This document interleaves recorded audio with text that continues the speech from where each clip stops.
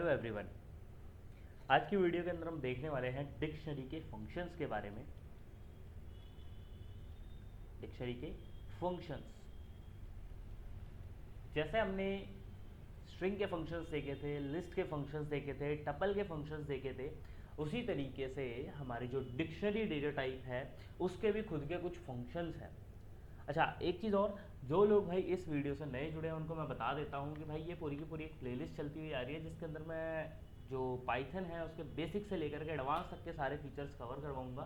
तो भाई इसको आप लोग फॉलो कर लेना प्लेलिस्ट को, और जो भी नोट्स हैं वो आपको डिस्क्रिप्शन के अंदर मिल जाएंगे। जो भी मैं क्लास में पढ़ाया करूँगा वो आपको डिस्क्रिप्शन के अंदर पीडीएफ फॉर्म में मिल जाएंगे। तो चलो स्टार्ट करते हैं आप हमारे कंसेप्ट को।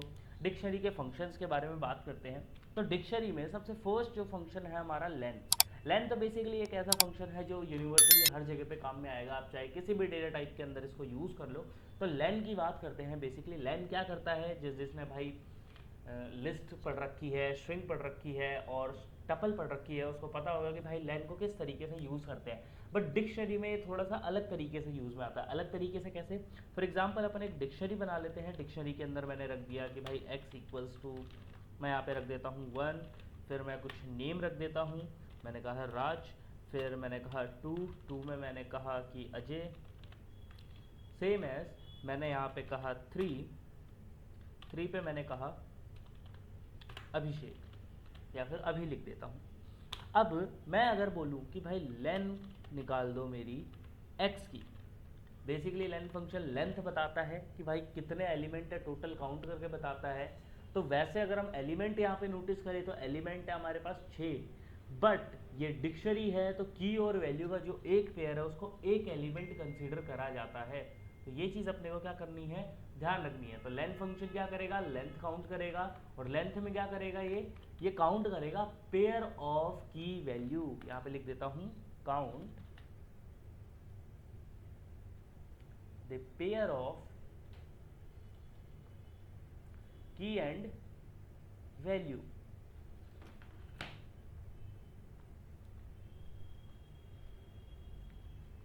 ओके, नाउ नेक्स्ट जो फंक्शन हमारे पास में वो है क्लियर। क्लियर फंक्शन क्या करेगा, ये डिक्शनरी को क्लियर कर देगा। अगर मैं यहाँ पे बोलूँ कि x डॉट क्लियर, तो यहाँ पे होगा क्या, ये पूरी की पूरी जो डिक्शनरी है वो खाली कर दी जाएगी। अगर मैं x को कॉल करूँगा तो x के अंदर कुछ भी नहीं रहेगा। तो ये कौन सा फंक्शन है, ये है हमारा क्लियर फंक्शन। तो यहाँ पे लिख देता हूँ भाई, मैं क्लियर फंक्शन क्या करेगा, क्लियर कर देगा, remove all the elements from the dictionary. तो यहाँ लिख देते हैं क्लियर फंक्शन। क्लियर फंक्शन क्या करता है, remove all the elements from the dictionary.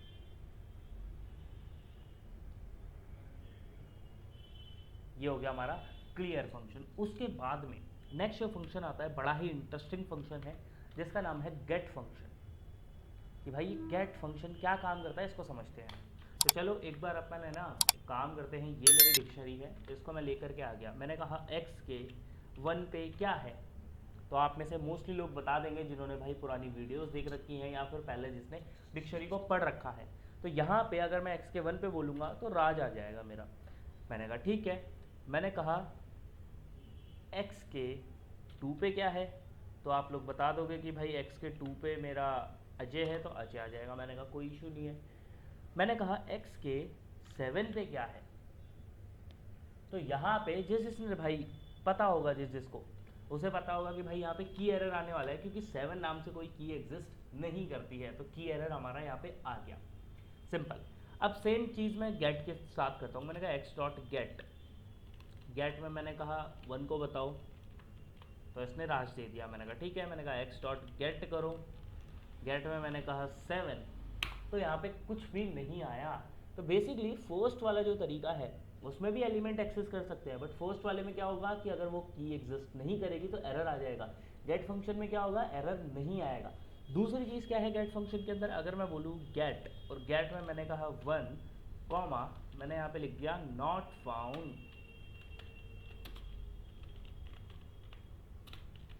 ये मैंने लिख दिया।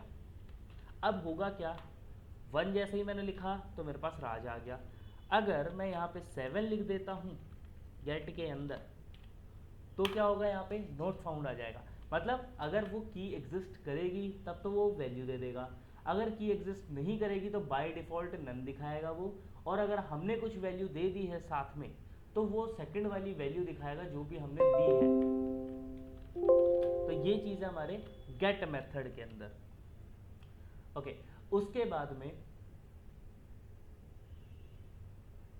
हमारे पास जो नेक्स्ट फंक्शन है आइटम्स। अब आइटम्स फंक्शन क्या करता है, तो इसको थोड़ा सा अपन है ना रीस्टार्ट करके समझते हैं पाइथन को।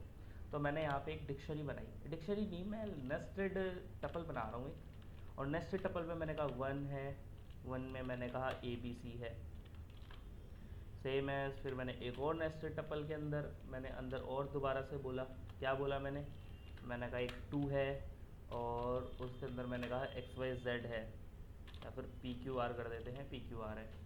फिर मैंने कहा एक 3 है, 3 के अंदर मैंने बोला XYZ है। ये 3 एलिमेंट मैंने स्टोर कर दिया। अब मेरे को इसकी डिक्शनरी बनानी है।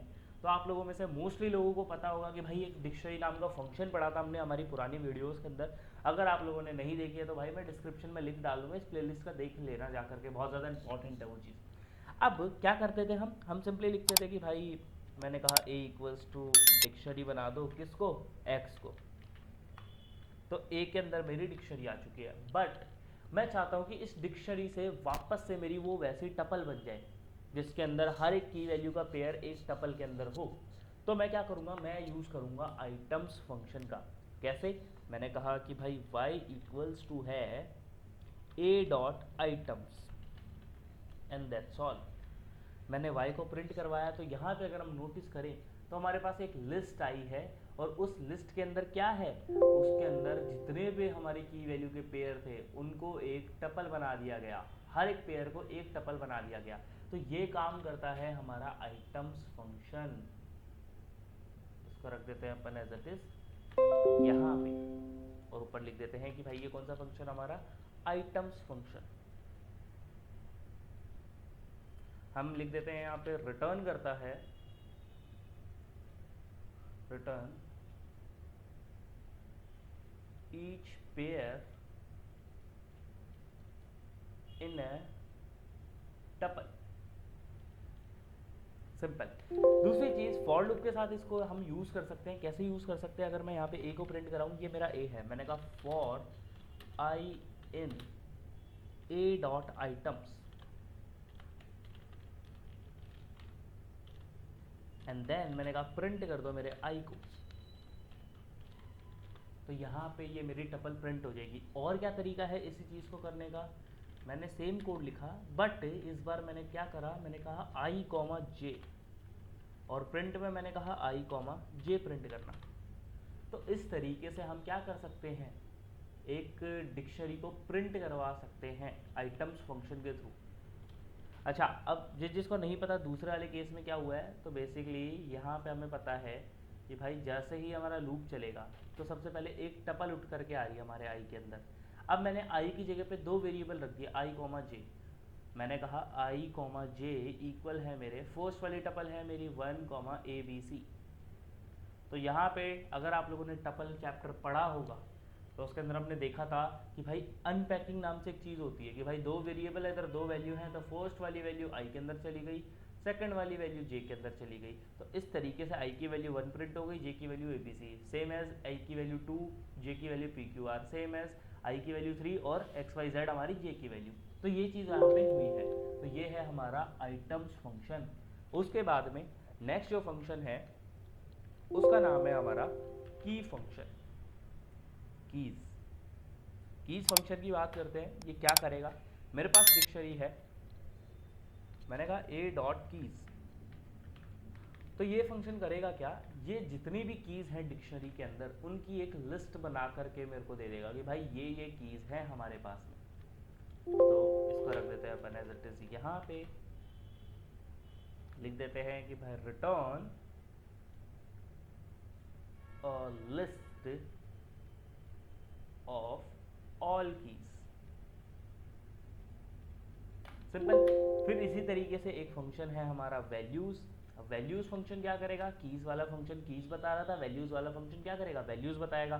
तो मैंने कहा एक बार ए को प्रिंट करा दो, मैंने कहा ए डॉट वैल्यूज़। तो ये सारी की सारी जो भी वैल्यूज़ थी वो हमें यहाँ पे प्रिंट करा के दिखा दी गई। तो ये चीज़ है हमारी वैल्यूज़ फंक्शन। तो इसको रख देते हैं अपन एज इट इज यहाँ पे। तो यहाँ लिख देते हैं वैल्यूज़ फंक्शन। ये क्या करेगा, रिटर्न करेगा a list of all values. तो ये थे हमारे कुछ फंक्शंस बेसिकली, जो कि हमारे इंपॉर्टेंट फंक्शन है, जो कि हमें पता होने ही चाहिए। और भी काफ़ी सारे फंक्शन हैं बट वो अभी हमारे काम में नहीं आएंगे, तो उनको मैं अभी नहीं बता रहा हूँ। जैसे जैसे उनकी रिक्वायरमेंट पड़ती रहेगी मैं टाइम पे बताता रहूँगा कि भाई यहाँ पे ये फंक्शन इस तरीके से काम करता है या फिर ये किस चीज़ का फंक्शन है। तो इसी के साथ जो डिक्शनरी वाला पोर्शन है वो होता है हमारा ख़त्म। होप आप लोगों को अच्छे से समझ आ गया होगा।